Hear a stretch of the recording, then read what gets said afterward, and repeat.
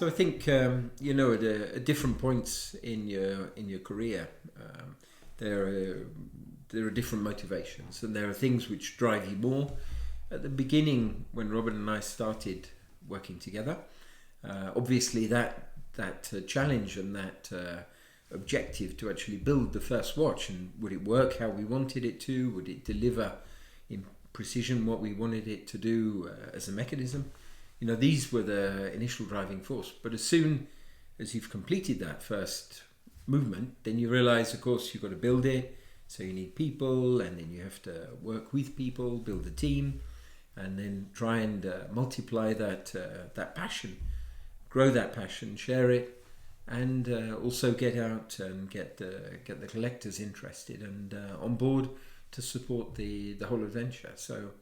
So there's always there are different challenges at that time, and then as you go along, you have a bigger team, so you need to then organise it differently. So there's always a new challenge. I think one of the important things is to remember that there's always something new to learn every day, and so as long as you, for me personally, I think as long as there's that that drive and that passion, you want to learn something. Some of the lessons you learn are great, and some of them are not really what you wanted to know. But it's part of the whole. It's whole part of the adventure and the path.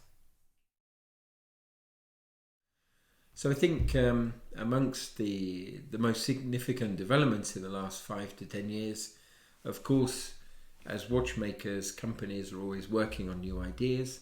And one of the great things about mechanical watchmaking is there are many different avenues which you can work on, which are complementary.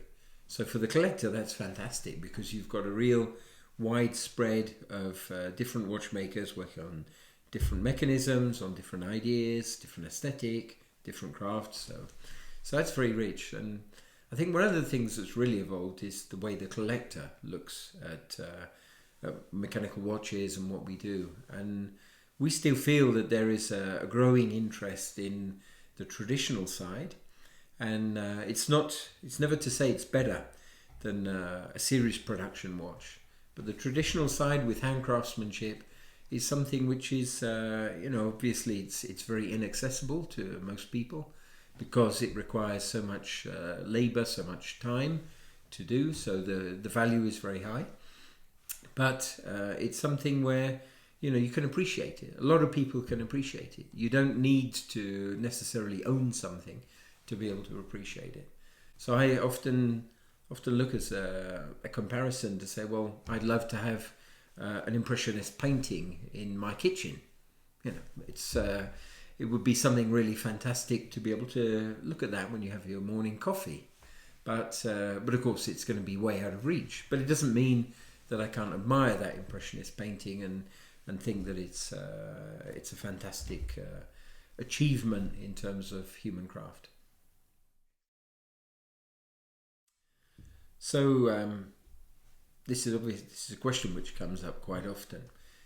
If we had a crystal ball and we imagined 5, 10, 15 years into the future, what would watchmaking be like? And it's of course it's very difficult to predict, but from our experience and projects we worked on, one of the first things we did almost 20 years ago was to create an in-house laboratory.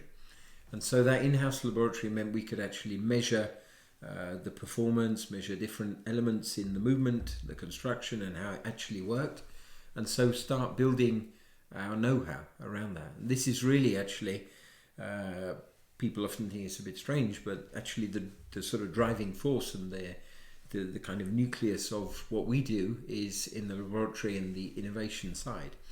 So through that we have mechanical nano, which is something quite recent we've been talking a bit about, but it's something which we feel that there's definitely going to be something exciting to share with collectors, and this is a way to rethink how we use space and energy in a mechanical watch.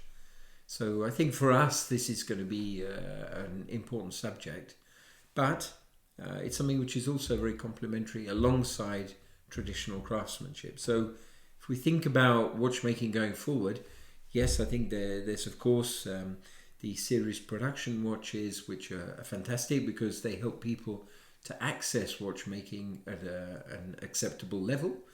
But we hope and we believe that there will be a growing interest in reviving traditional craftsmanship, keeping it alive, and being able to enjoy that for really appreciating the value, cultural value that brings.